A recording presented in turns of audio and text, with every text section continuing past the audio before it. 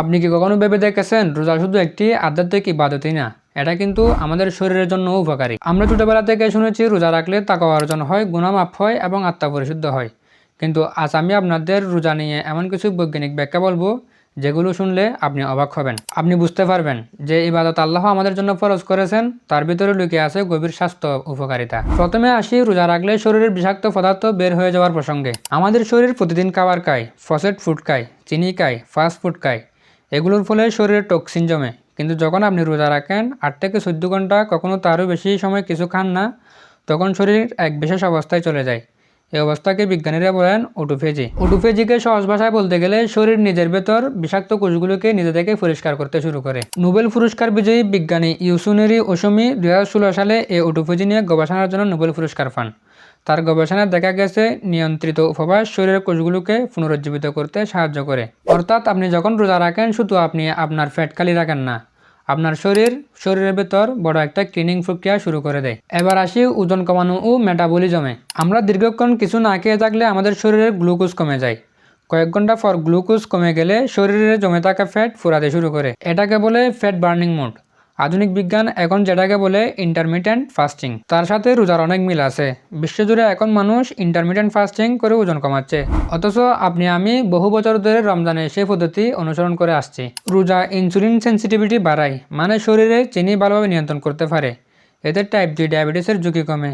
এবার আসি হৃদরোগের প্রসঙ্গে। বিভিন্ন গবেষণায় দেখা গেছে নিয়ন্ত্রিত উপবাস রক্তের খারাপ কোলেস্টেরল কমাতে সাহায্য করে, রক্তচাপও নিয়ন্ত্রণে থাকে, ফলে হার্ট অ্যাটাক ও স্ট্রোকের ঝুঁকি কমে। এখন মানসিক স্বাস্থ্যের কথা বলি।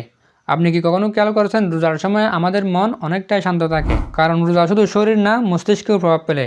উপবাসের সময় ব্রেনে BDNF নামক একটি প্রোটিনের মাত্রা বাড়ে, যা নিউরনকে শক্তিশালী করে। এতে স্মৃতিশক্তি ও মনোযোগ বাড়ে। আর সবচেয়ে বড় কথা হচ্ছে রোজা আত্মনিয়ন্ত্রণ শেখায়। আপনি চাইলে পানি খেতে পারেন, খাবার সামনে আছে, কিন্তু আপনি খান না, কারণ আল্লাহ দেখছেন। এই আত্মনিয়ন্ত্রণের চর্চা আপনার জীবনে অন্যান্য ক্ষেত্রেও প্রভাব ফেলে। রাগ নিয়ন্ত্রণ, আসক্তি নিয়ন্ত্রণ, সময় নিয়ন্ত্রণ, সবকিছুতেই। এবার একটু রোগ প্রতিরোধ ক্ষমতার কথা বলি। রোজা শরীরের ইমিউন সিস্টেমকে রিসেট করতে সাহায্য করে।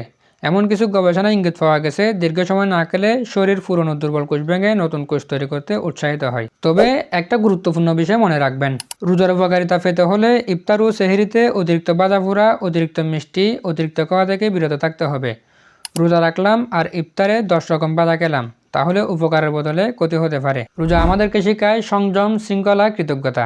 আপনি যখন ক্ষুধার কষ্ট অনুভব করেন তখন গরিব মানুষের কষ্ট বুঝতে পারেন।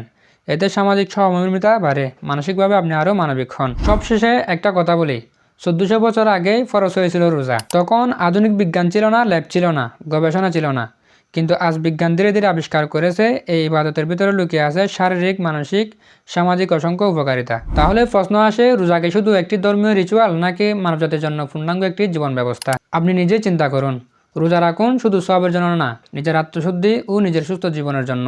আর মনে রাখবেন, আল্লাহ যা ফরজ করেছেন তার ভিতর কখনোই কোনো ক্ষতি নেই, বরং আছে রহমত।